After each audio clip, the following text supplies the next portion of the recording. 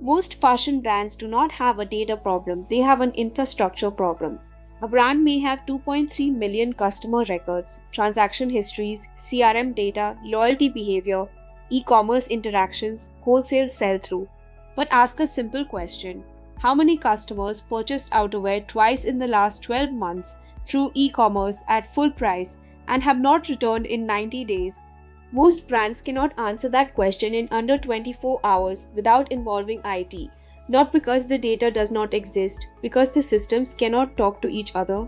And that matters because every analytical framework we've discussed, RFM segmentation, cohort retention, CLV modeling, net revenue retention, depends on the ability to query customer behavior in real time. In theory, any brand can run these frameworks. In practice, most cannot operationalize them, and that gap is not primarily technological. It is infrastructural, organizational, and operational simultaneously. The gap has three layers. First, technical fragmentation.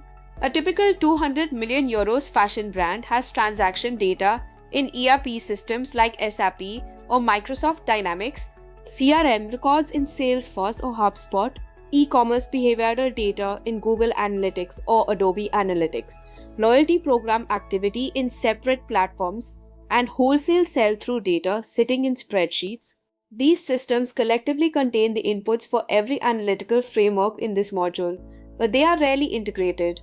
Running a single customer-level query often requires manual extraction and reconciliation. Second, organizational fragmentation. Even where the systems could technically connect, ownership is divided across functions. The e-commerce team treats behavioral data as theirs. CRM identifiers differ across regions and channels. Wholesale data is shared reactively rather than systematically. No single function owns the integrated customer asset. Third, analytical capability fragmentation.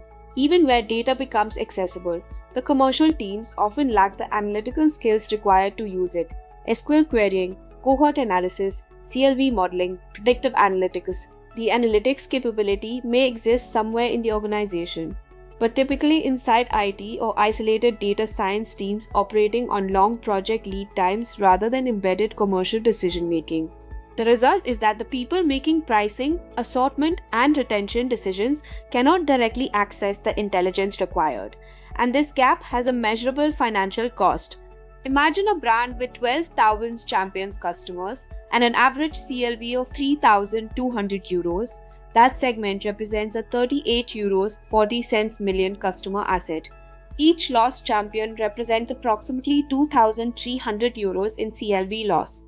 Now imagine that the analytics infrastructure cannot identify early lapse signals, declining purchase frequency, increasing promotional dependence until it's too late. If only 5% of the champions segment shows preventable lapse behavior annually, that equals 600 customers. 600 multiplied by 2,300 euros is 1 euro 38 cents million in preventable CLV erosion every year. And the infrastructure investment required, typically between euro 500k and 1 million euros over a 2-year roadmap. The cost of the gap exceeds the cost of solving it. This is a strategic capability investment. The most useful framework for diagnosing this is the Analytics Capability Maturity Model, adapted from the Capability Maturity Model integration developed at Carnegie Mellon University. The model maps 5 levels of analytical maturity. Level 1: Descriptive Reporting. The brand produces backward-looking reports. Revenue by month, units sold, individual customer level visibility is absent. The business knows what happened in aggregate. It cannot explain why it happened. The gap to level 2 is the creation of a unified customer data layer and self-service commercial analytics capability. Level 2: Segmented Analytics. At this stage, transaction and CRM data are unified enough to operationalize customer segmentation. RFM scoring and cohort retention tables can be produced regularly. The business now understands who its customers are behaviorally. This is where the largest share of fashion brands currently sit. But level 2 remains reactive. It explains history, it does not predict future. Level 3: Predictive Analytics. Now the brand deploys models that forecast individual customer behavior, lapse probability, next purchase timing, category expansion likelihood. For most fashion brands between 100 million euros and 500 million euros, the transition from level 2 to level 3 is the single highest return analytics investment available. This is where analytics starts actively influencing demand. Level 4, Demand Intelligence Integration. This is where customer behavior data becomes integrated with broader market intelligence. Pricing sensitivity, competitive positioning, category trend analysis.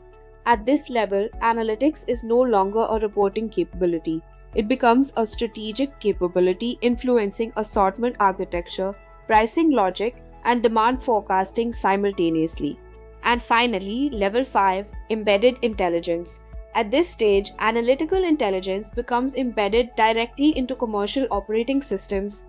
Pricing and assortment by quantities are forecast driven. The advantage is an operating model that responds to demand faster and more precisely than competitors. Level 5 is largely limited to analytically native businesses, companies like Indatex or Peak Era Asos. So how do brands close the gap? The roadmap begins with a build versus buy decision. Layer 1, the customer data platform. The decision here is almost always buy, not build. Solutions like Twilio Segment or Salesforce CDP solve this efficiently. Implementation typically takes 3 to 5 months. Building equivalent infrastructure internally usually costs several million euros and rarely creates strategic differentiation below Inditex scale. Layer 2, the analytics and BI layer. Again, the answer is typically buy with customization. Platforms like Looker, Tableau, or Power BI allow commercial teams to run analysis without technical dependency on IT. The differentiation is the analytical logic inside it. If this infrastructure enables intervention on even 30% of the €1.38 million preventable CLV loss, the return materially exceeds the software cost within the first year. Layer 3, Predictive Modeling. Initially, most brands should partner rather than build. Vendors like Optimove or Bloomreach can deploy operational models within weeks using existing CDP data. And finally, Demand Intelligence Integration. This layer cannot simply be purchased, because integrating customer behavior, pricing psychology, competitive intelligence, and jobs to be done research is not fundamentally a software problem. It is a strategic synthesis problem. It requires process redesign, senior analytical hires, and integration into quarterly strategic planning processes. This is less a technology implementation than an organizational capability build. The roadmap typically unfolds over 24 months. Months 1 through 6 establish the foundation: unified customer data, operational RFM scoring, and CLV modeling. By month 5, the first interventions become executable. Months 6 through 14 introduce predictive capability, lapse probability, and CLV forecasting. Months 14 through 24 integrate analytics into strategic planning, pricing, and assortment. Total investment roughly Euro 500k to 1 million euros. Modeled annual benefit approximately 2 million euros.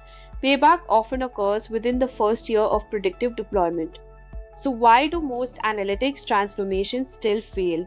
Because technology is rarely the primary obstacle. Between 70 and 85% of retail analytics investments fail to achieve full operational deployment. The failure point is organizational adoption. The most useful framework here is EDICARA, developed by Jeff Hyatt at Prosci and widely used across enterprise change management programs. Awareness, desire, knowledge, ability, reinforcement. Organizational change only succeeds when all 5 conditions exist simultaneously at the individual level. Awareness means commercial teams understand financially what the capability makes possible and what its absence is costing.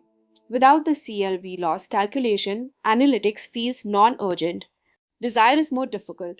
Analytics can feel threatening to intuition-based cultures, which is why the first deployment use cases should augment existing judgment rather than challenge it. Build collaboration first. Knowledge means teams understand the outputs. Ability means analytics must be embedded directly into decision workflows. The weekly trading meeting should include at-risk champions alongside revenue reporting. And finally, reinforcement. Analytics informed decisions that produce superior outcomes must be measured, attributed, and made visible. Otherwise, organizations revert to historical behavior patterns. The power of AIDCA is that the sequence is cumulative. Without awareness, there is no desire. Without desire, there is no knowledge. Most failing implementations break at the first missing condition. Three conditions consistently determine whether analytics investments deliver their projected value. First, a senior commercial champion, not a CTO but a CEO, CMO, or Chief Commercial Officer. Second, clearly defined analytics-informed decisions. Exactly what changes when a customer crosses a lapse threshold. Without decision specificity, analytics becomes reporting theater. And third, a rapid proof of concept. The fastest path to adoption is a measurable commercial win within the first 90 days, a targeted champions reactivation campaign, or a measurable retention uplift. Because ultimately, analytic infrastructure is not valuable because it stores data. It is valuable because it improves decisions. A brand at level 1 or 2 is flying with half the instruments covered. The investment is not in dashboards, it is in decision quality, in organizational capability, in strategic precision, and ultimately in competitive advantage.